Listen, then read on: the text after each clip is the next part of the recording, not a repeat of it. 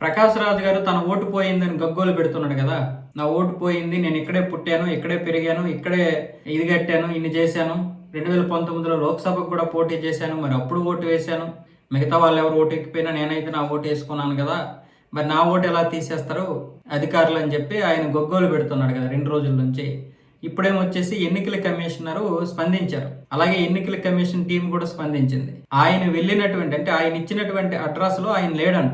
4 సంవత్సరాల క్రితమే ఆ ఇల్లు మార్చేశాడంట, ఇంకొక ఇంటికి వెళ్ళాడంట. ఆ విషయాన్ని కూడా ప్రకాష్ రాజ్ అంగీకరించాడు. అలా ఒకవేళ అడ్రస్ మారితే ఫారం 6 ఏదైతే ఉంటుందో అది ఫిలప్ చేసి ఇస్తే మొత్తం దానికే మేము వస్తాము, అక్కడే చెకింగ్ చేస్తాము, అప్పుడు మళ్ళీ మీ ఓటు మీకు ఉంటుందని చెప్పి ఎన్నికల కమిషన్ స్పందించింది. అంటే ఈయనే తప్పు చేస్తాడు, ఈయనే ఒప్పుకుంటాడు, మళ్ళీ బయటకు వచ్చేసి నా ఓటు తీసేశారని కొంచెం నెగిటివిటీ. అంటే ఎన్నికల కమిషన్ మీద ఏదైనా ఇచ్చేస్తే ఇప్పుడు బీజేపీకి వాళ్ళు సపోర్ట్ చేస్తున్నారు కాబట్టి ఎన్నికల కమిషన్ అంటే బీజేపీని అన్నట్లే, లేదనుకుంటే బీజేపీ తన యొక్క ఓటును తీసేసింది అని 10 మంది అనుకోవాలి, ముఖ్యంగా దేశ ప్రజలు ఆ విధంగా అనుకోవాలని చెప్పి ప్రకాష్ రాజ్ యొక్క నాటకం. ఆ నాటకం ఇప్పుడు బయట రక్తి కట్టించింది, కానీ ఇప్పుడు ఎన్నికల కమిషన్ ఏమొచ్చేసి ఈ నాటకానికి తెరదింపేసింది. మనకి నాటకాలు వేయడం అంటే బయట నటించడం మాత్రమే కాదు, నాటకాలు వేయడం కూడా బాగా అలవాటు. ఒక వ్యవస్థను మనం తప్పుపడుతున్నామంటే ఖచ్చితంగా దానికి తగినటువంటి ఆధారాలు అయితే ఉండాలి.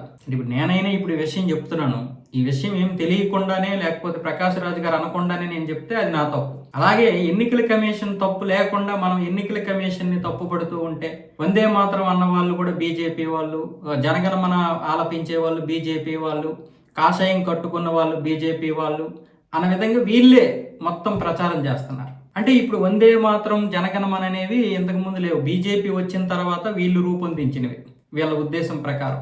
అంటే ఆ విధంగా తీసుకుని వెళ్తున్నారు.